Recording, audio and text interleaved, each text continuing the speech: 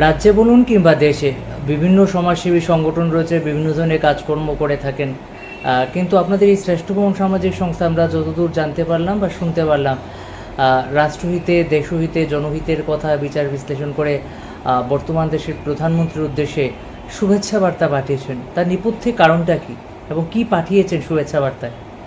আমরা 2015 সাল থেকে আমাদের এই সোসাইটিটা আমরা গঠন করেছি। প্রথম আমাদের এক্সিকিউটিভ কমিটি ছিল, এখন উত্তরোত্তর বৃদ্ধি পেয়ে অনেকটা বিস্তার লাভ করেছে।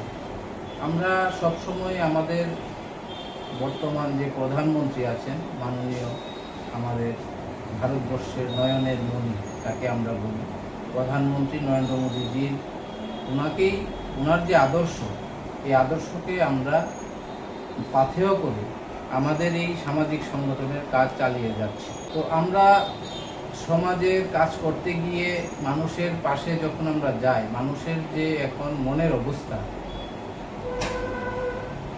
তা আমরা দেখে আমরা উপলব্ধি করতে পেরেছি যে অনেক দিন পর ভারতবর্ষে এমন একজন প্রধানমন্ত্রী হয়েছেন যিনি একদম সমাজের অন্ত্যোদয়, যে একদম লাস্ট যে ব্যক্তিটা, ওই ব্যক্তি থেকে শুরু করে একদম উপরে অবধি প্রত্যেকের জন্য উনি ভাবেন এবং নিজেকে 24/7 নিজেকে উৎসর্গ করে দিয়েছেন রাষ্ট্রের কাজের জন্য। তাই আমরা শ্রেষ্ঠভবন সামাজিক সংস্থা আমরাও রাষ্ট্রহিতের যতটুকু পারি কাজ চালিয়ে যাচ্ছি।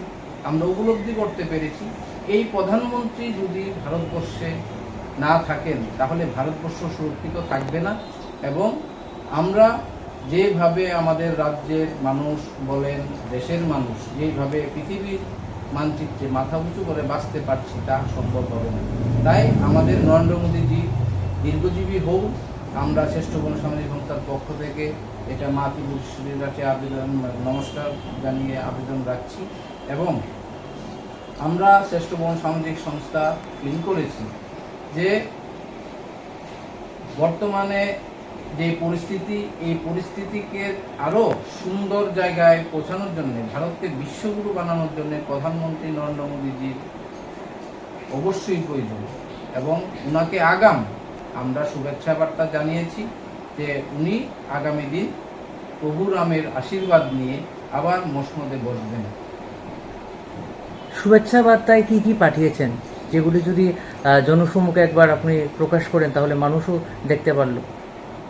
শুভেচ্ছা বার্তায় আমাদের ক্ষুদ্র আয়োজন বলতে পারি না, একটা ওনাকে আমাদের প্যাডের মধ্যে ওনাকে একটা শুভেচ্ছা বার্তা আমরা পাঠিয়েছি। দেখুন, ওনার জন্য আমরা ওনার সুস্বাস্থ্যের জন্য মাতৃভূষীর কাছে প্রেয়ার করেছি।